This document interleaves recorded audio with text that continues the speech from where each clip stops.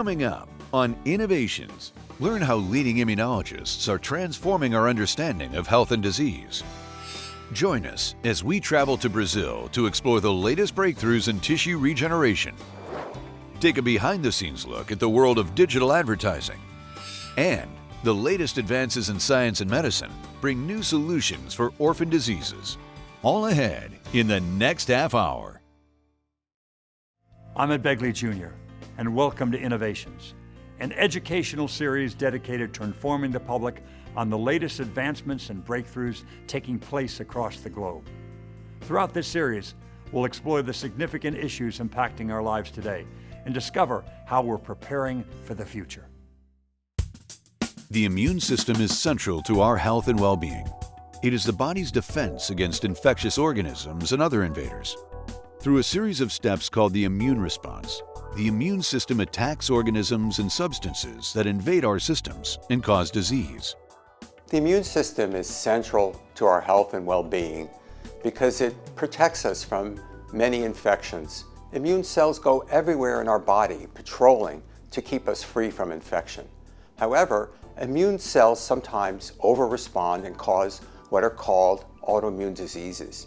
And these can target many different organs, for example, the pancreas in type 1 diabetes or the joints in rheumatoid arthritis. Immune system research will dramatically change the healthcare landscape. Understanding this amazing system will let your doctor take a complete look at your individual health. Your immune system tells us what keeps you healthy and may even predict what might threaten you in the future. More than ever, research is developing new tools and an engineer's understanding of the immune system. The newest therapies need not work for everyone, but for you, they'll work just perfectly.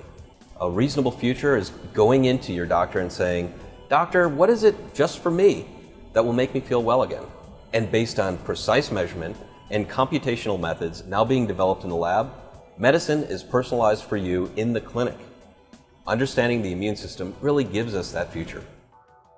The La Jolla Institute for Allergy and Immunology, or LJI, is one of only a handful of research institutions who exclusively focus on studying the immune system. The La Jolla Institute is a research institution, a research organization dedicated to improving our understanding of how the immune system works. And by doing that, we believe that we will have a very positive impact on human health and well-being. At the Institute, 24 world-renowned immunologists act as catalysts for discoveries that are transforming our understanding of health and disease.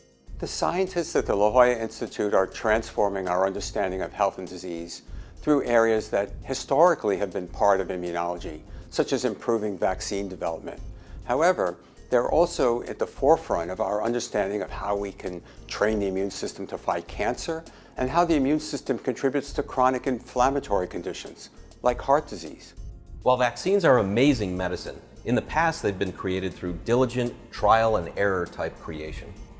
Current research on the immune system is showing us how vaccines can be made in more of an engineering cycle to understand how your immune system reacts to various things that it might be challenged with. In this way, we can design vaccines with the knowledge and safety so that when they're administered, we know they're going to work and we can develop them faster. The concentration of intellectual prowess and ingenuity, combined with the latest biomedical tools and technological resources, has established LJI as one of the world's premier research institutes in the field of immunology. The La Jolla Institute is a premier research institute, full stop, not only in immunology, but in science in general.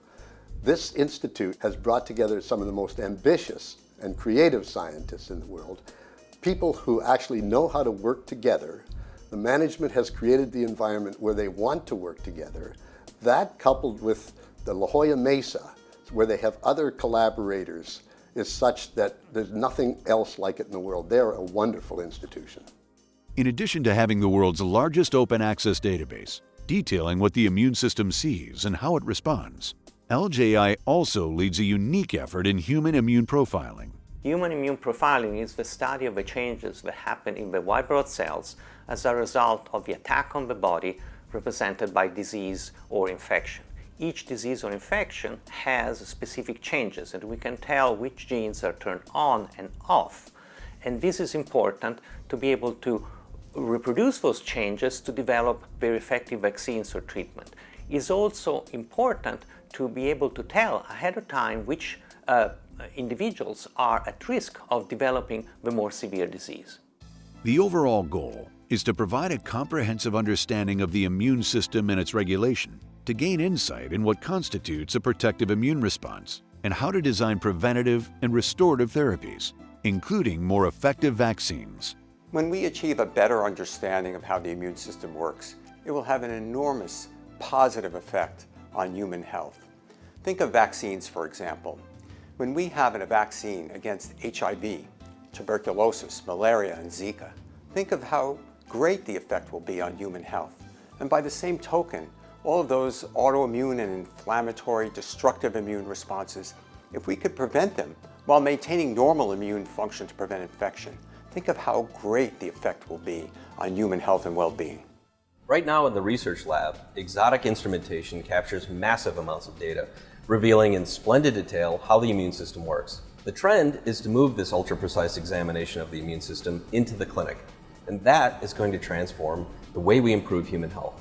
Knowing about you in great detail, those therapies and preventative advice you get are going to be tailored perfectly to you. Fortunately, this trend is not going to stop. When we expand our knowledge through research, we transform medicine. We transform the whole process of staying healthy too.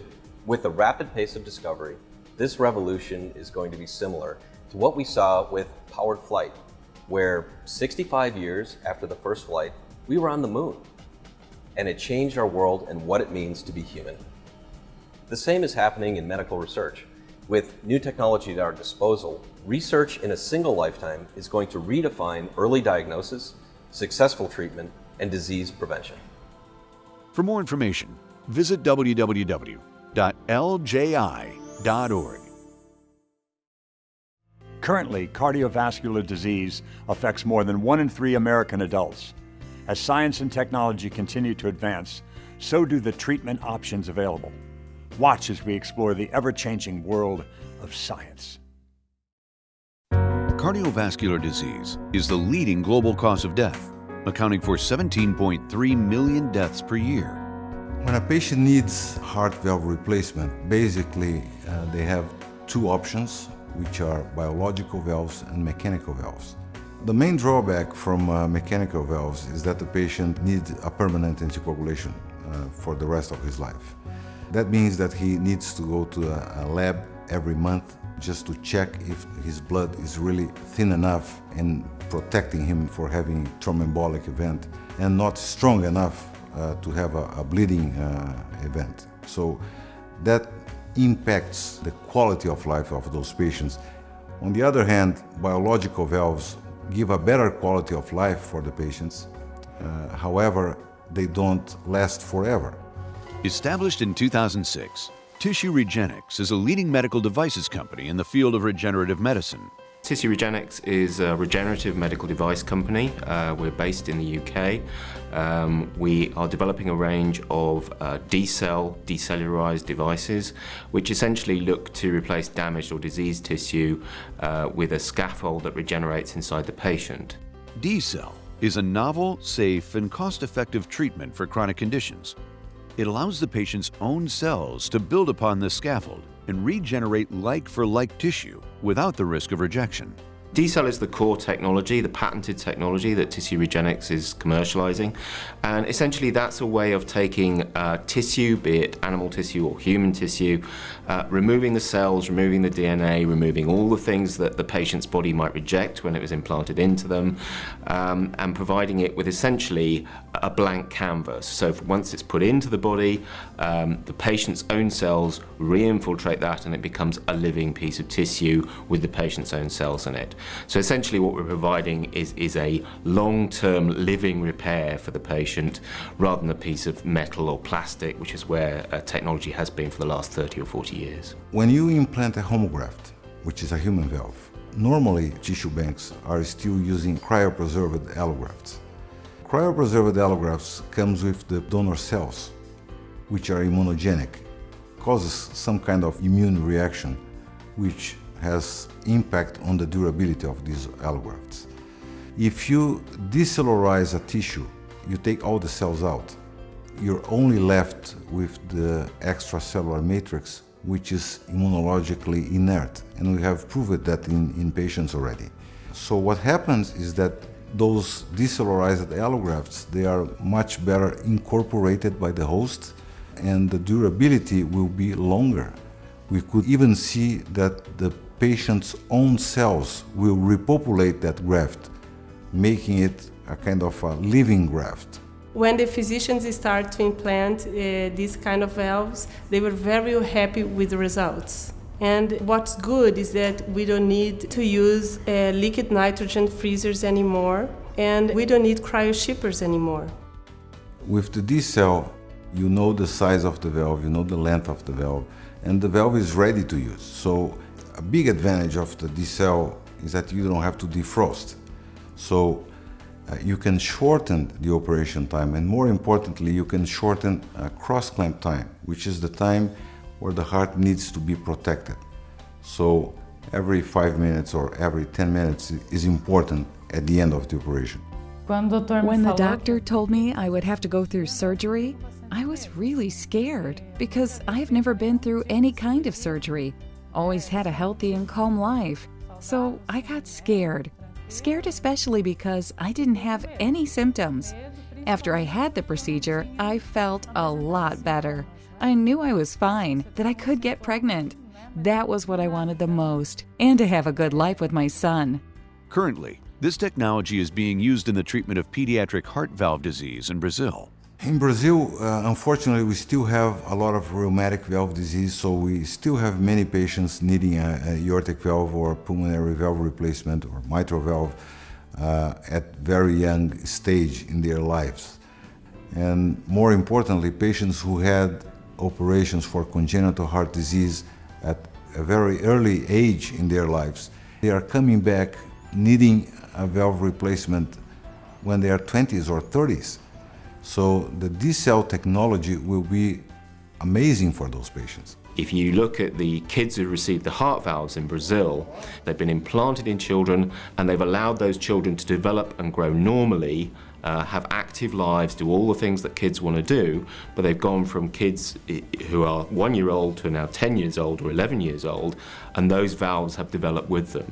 That to me is the ultimate power of this technology. D-cell has the capacity to adapt, grow, regenerate, do all the things you'd expect your own body to do, but we're just providing a scaffold that allows the patient's own cells to do all those things.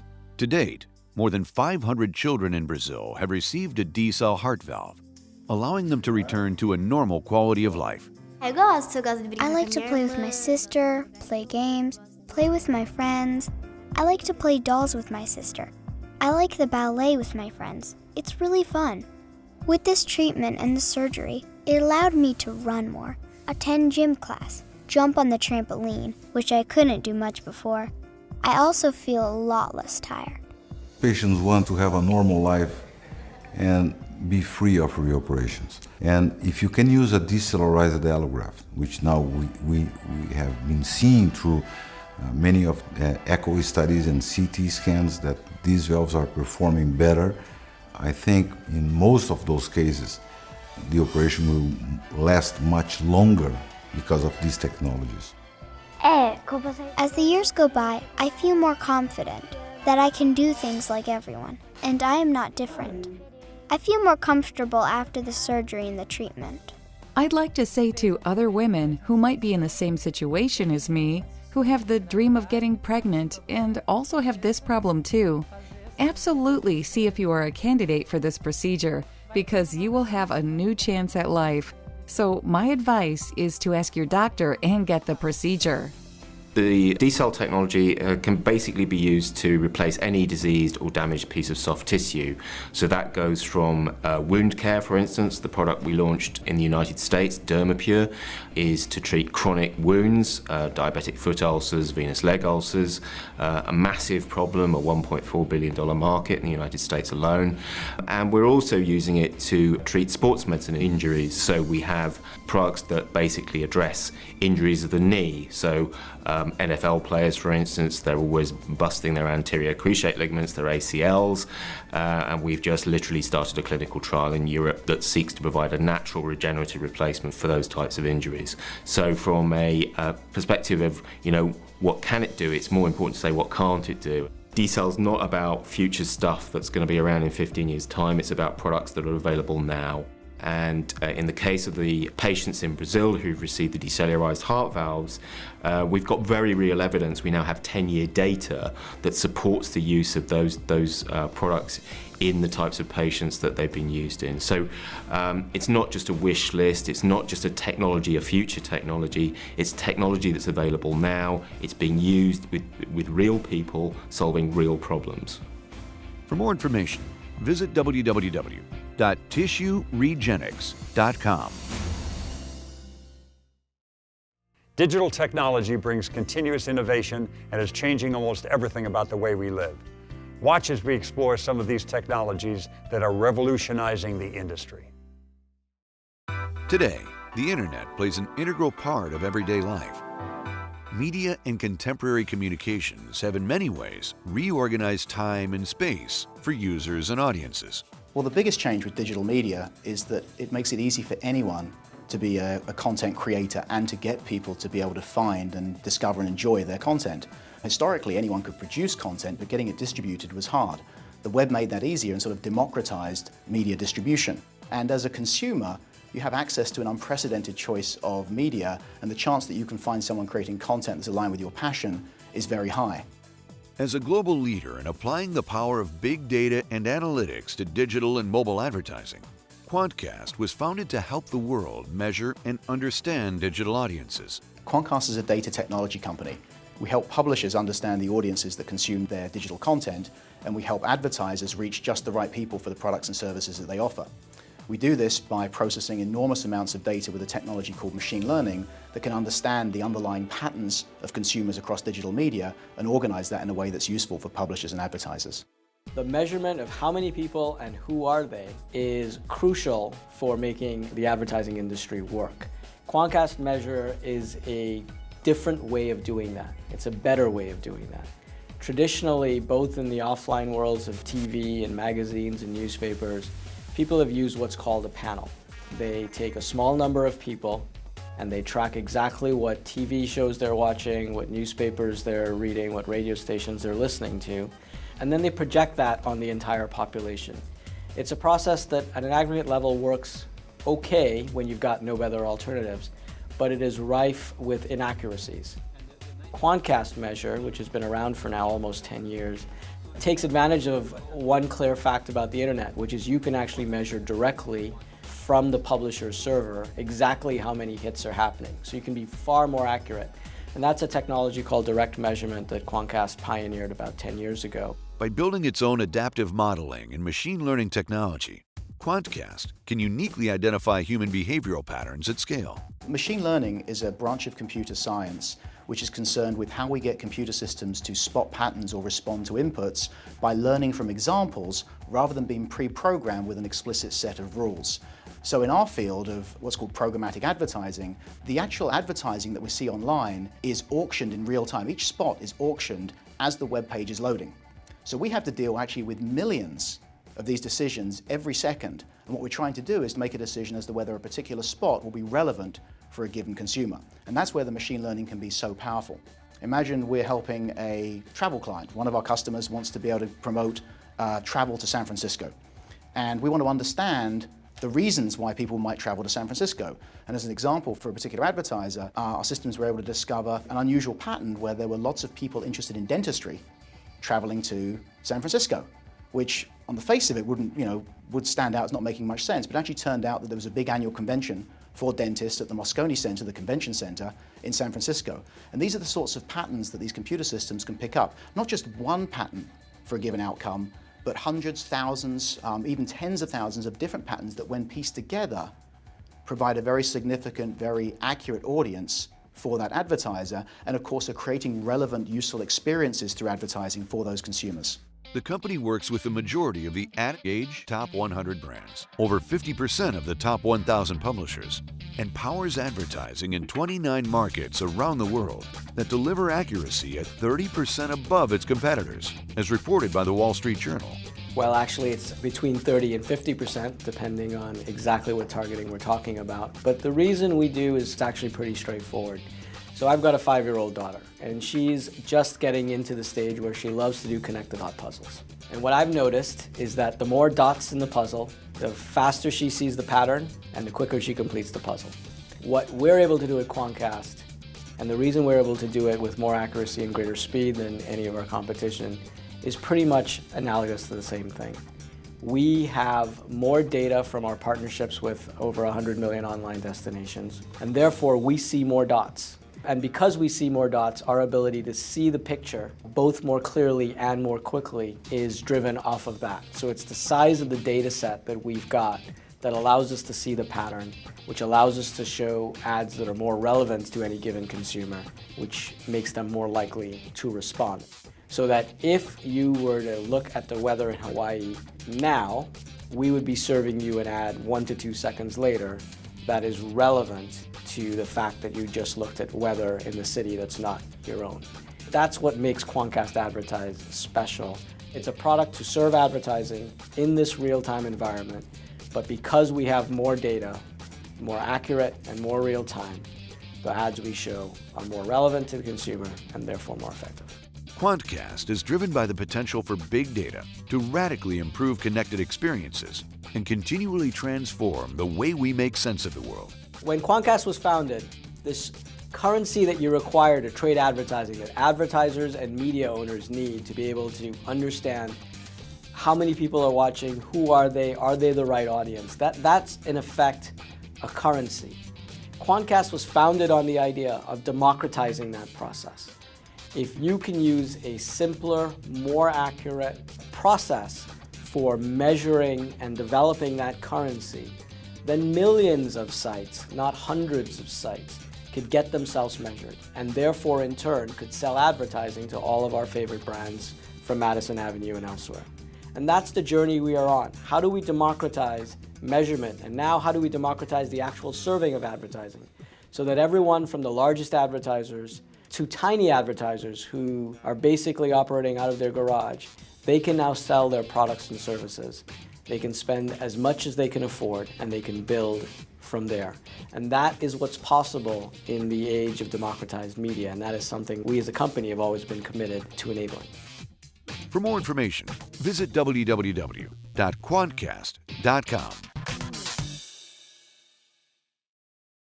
Advancements in technology and medicine provide more answers today than ever before. Living at the forefront of technology, our knowledge will only continue to grow and teach us how to sustain and live healthier, longer lives.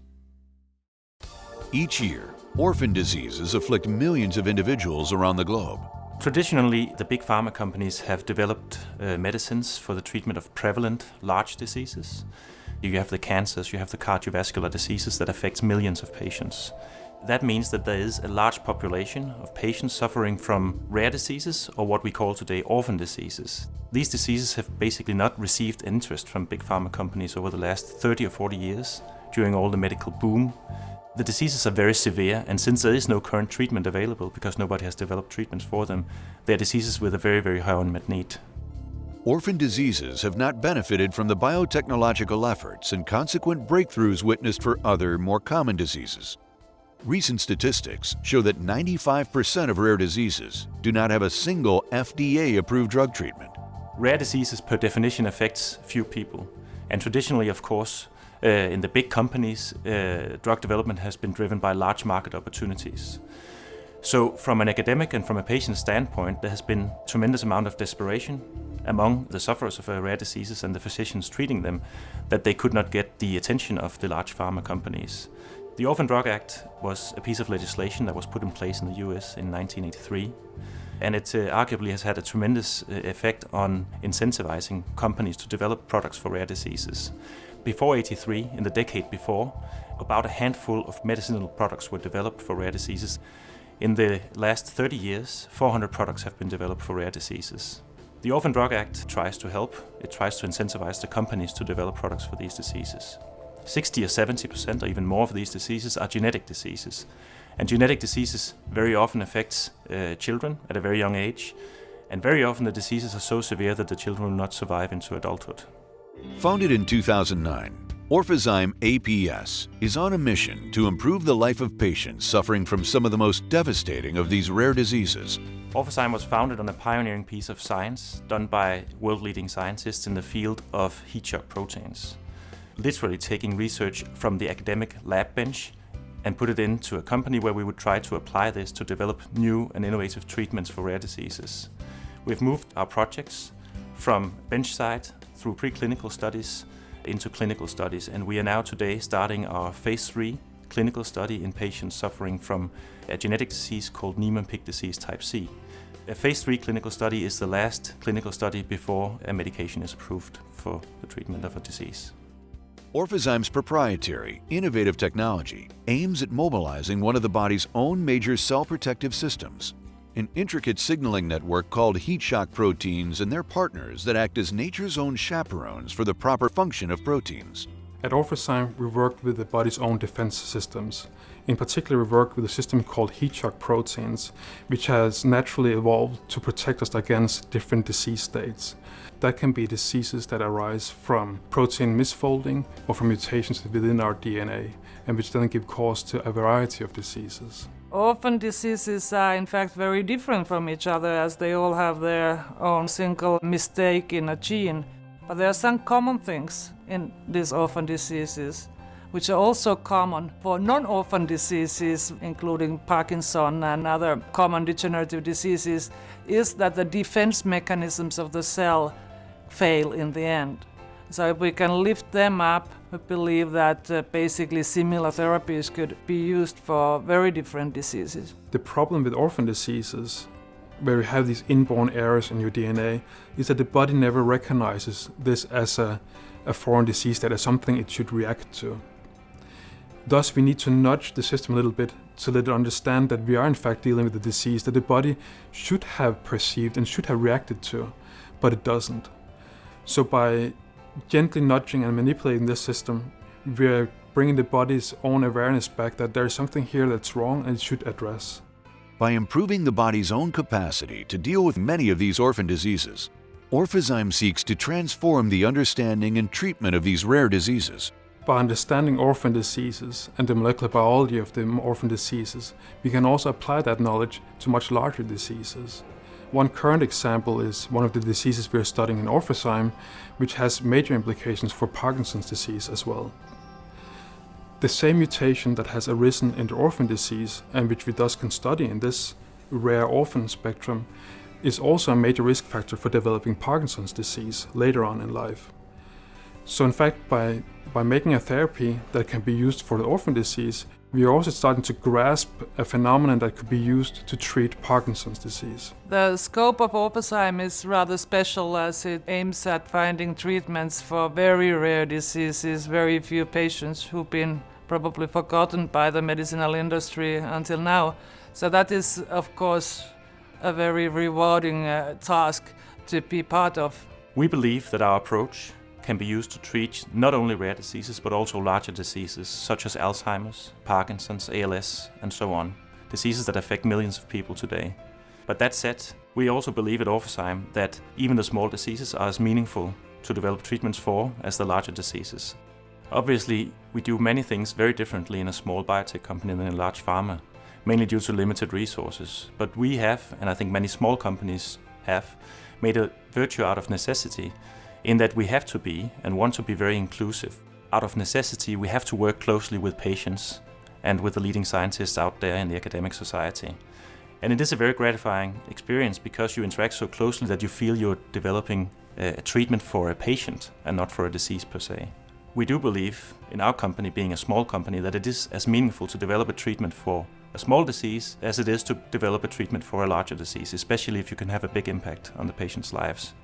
For more information, visit www.orphazyme.com. Thanks for tuning in to another exciting episode of Innovations. I'm Ed Begley Jr. See you next time. The preceding program was brought to you by DMG Productions.